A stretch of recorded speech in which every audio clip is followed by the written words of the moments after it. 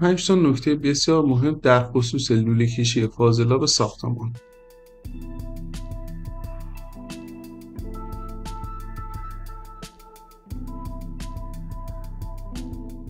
اولین نکته برمیگرده به سایز لوله جمع‌آوری فاضلاب ساختمان.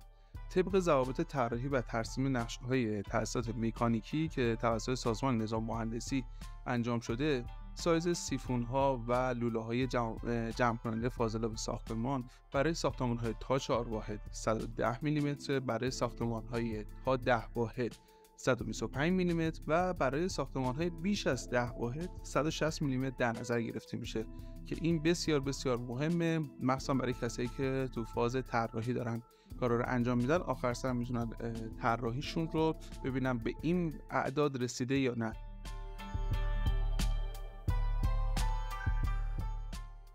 نکته بعدی اینه که میخوایم ببینیم که حرکت افقی لوله جمع‌آوری فاضلاب از سطح آسفالت ماکسیموم چقدر بایستی باشه.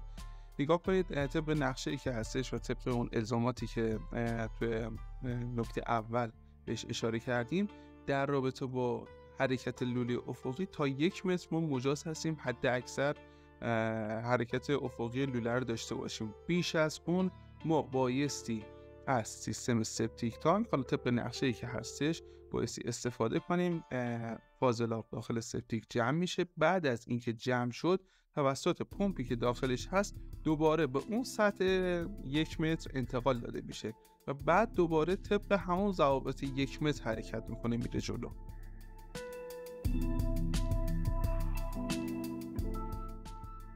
با توجه به اینکه حرکت سیال داخل لوله فاضلاب به صورت ثقلی هستش، پس ما نبایستی خیلی از اتصالات و زانویی و اینجور چیزا استفاده کنیم.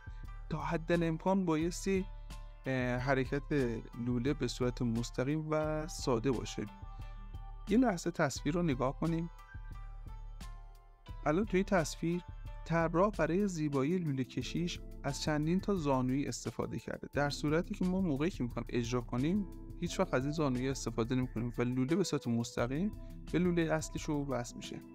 و این ورم به همین شکل لوله فاضلاب توالت به صورت یه زانو 45 بعد به یه سرا 45 وصل شده. در صورتی که ما بخوایم اینو اجرا کنیم مستقیما با یه سرا 45 به لوله اصلی وصلش میکنیم. نکته چهارم اینه که ما برای ساختمان‌های بالای 2 طبقه حتما بایستی نقشه رایزر دیاگرام داشته باشیم. نقشه رایزر دیاگرام به این صورت هستش که تمام لوله‌هایی که از طبقات منفی از کف تمام شده پروژه‌مون هستش شروع میشه تا به اون انتها قراره برسه، توی یه نقشه‌ای به صورت که عمودی همه این لوله‌ها حرکت کردن رو نشون میدیم و داخلش نشون داده میشه که به چه صورت لوله‌ها بهشون اتصال داده میشه. لوله هر واحد، مثلا لوله آبرسانی از روی کف مثلا به فرض مثال طبقه سوم حرکت میکنه میره، اما برای لوله فاضلاب از زیر اون سطح حرکت میکنه و وصل میشه به رایزر اصلی و قطرش نشون داده میشه.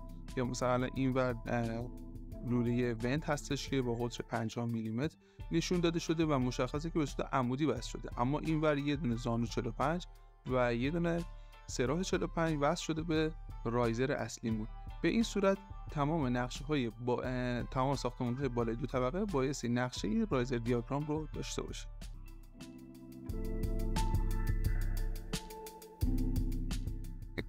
نکته پنجم اینه که عمق لوله اصلی در خروجی ساختمان حداقل 50 سانتی متر بایستی باشه و این نکته یکی از موضوعات خیلی مهمی بود که ما با خیلی کارفرمامون داشتیم که نمیدونستن که این عدد بایستی چقدر باشه، کمترین عمقش چقدره، حد اکثرش چقدره. حد اکثرش 90 سانتی متره. این رو نمیدونستن و تو هر ارتفاعی میخواستن کار کنن و این نکات همشون از استانداردهایی در آورده شده که زیر نظر سازمان نظام مهندسی ساختمان هستش و بایستی اینها حتما رعایت و اجرا بشه.